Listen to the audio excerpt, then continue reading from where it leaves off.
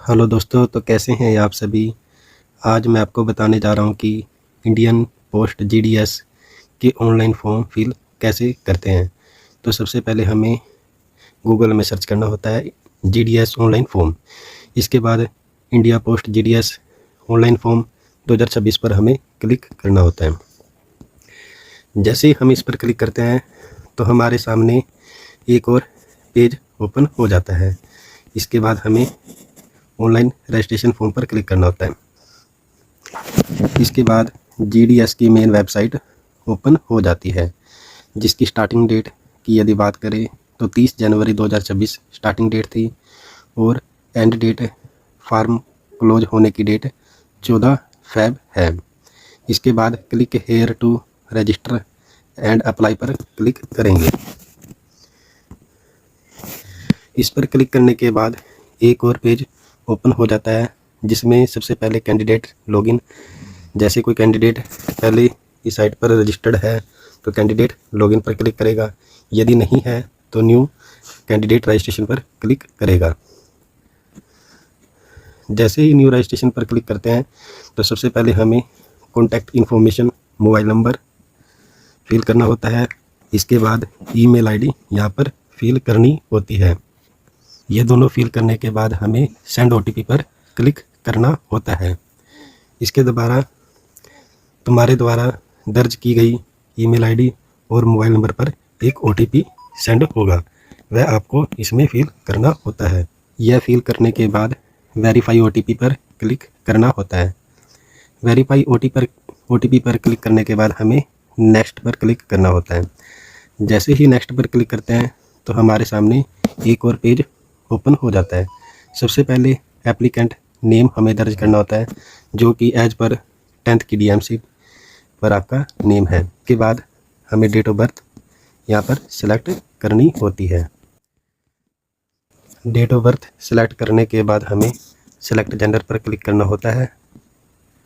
इसके बाद father name as per 10th की डीएमसी, आपकी 10th की डीएमसी पर जो भी आपके फादर का नाम है हमें यहाँ पर फिल करना होता है।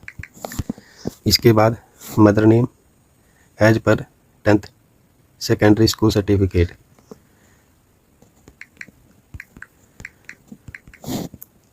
इसके बाद कम्युनिटी कि आप किस कास्ट से बिलोंग करते हैं। यह सभी डिटेल फिल करने के बाद हमें कंप्लीट पर क्लिक करना होता है। जैसे ही कंप्लीट पर क्लिक करते हैं तो आपका रजिस्ट्रेशन सक्सेसफुली हो जाता है। इसके बाद आपको बैक करना होता है। जैसे ही बैक करते हैं तो कैंडिडेट लॉगिन पर दोबारा से लॉगिन करना होता है। इसके बाद सबसे पहले आप यहाँ पर यूज़र आईडी फिल करेंगे। इसके बाद आपके रजिस्टर्ड मोबाइल नंबर पर एक पासवर्ड सेंड होगा, वह आपको यहाँ पर फिल करना होता है। पासवर्ड फिल करने के बाद हमें लॉगिन पर क्लिक करना होता है।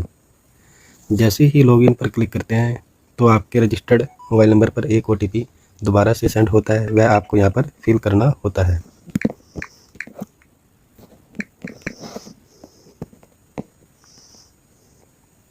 इसके बाद वेरीफाई पर क्लिक करना होता है। इसके बाद आपके सामने एक और पेज ओपन हो जाता है। तो सबसे पहले हमें अप्लाई ऑनलाइन पर क्लिक करना होता है। जैसे ही अप्लाई ऑनलाइन पर क्लिक करते हैं तो इसके बाद हमें सिलेक्ट नोटिफिकेशन पर क्लिक करना होता है। इसके बाद आपके यहाँ पर बेसिक डिटेल्स हमें फिल करनी होती है, जो कि आपकी रजिस्ट्रेशन टाइम की उठा ली जाती हैं। इसके बाद आपका मार्शियल स्टेटस सेलेक्ट करना होता है। इसके बाद यदि आप दिव्यांग हैं तो आपको यहाँ पर यस करना होता है, PWBD। इसके बाद एम्प्लॉयमेंट स्टेटस, यदि आप अभी वर्किंग में हैं तो यस करेंगे, यदि नहीं है तो आप नो पर क्लिक करेंगे। इसके बाद एड्रेस डिटेल यहाँ पर फिल करेंगे। इसके पिन कोड फिल करेंगे। ये सभी डिटेल्स फिल करने के बाद यदि आपका यही address correspondence address permanent address है तो हमें सेम एज प्रेजेंट एड्रेस पर क्लिक करना होता है। इसके बाद सेव एंड नेक्स्ट पर क्लिक करना होता है। सेव एंड नेक्स्ट पर क्लिक करने के बाद हमें सेलेक्ट सर्कल करना होता है कि आप किस डेट के लिए फॉर्म को फिल कर रहे हैं। इसके बाद आपकी 10th क्लास की जो पासिंग ईयर है वह हम यहाँ पर फिल करेंगे। पासिंग ईयर फिल करने के बाद आप सेलेक्ट बोर्ड यहाँ पर सेलेक्ट करेंगे। इसके बाद यहाँ पर अपना 10th क्लास का रोल नंबर फिल करेंगे।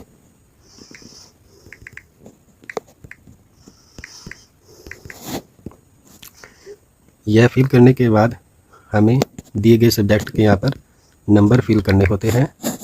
इसके बाद आपको 6 सब्जेक्ट जो भी आपका रहेगा वह हम यहाँ पर सेलेक्ट करेंगे।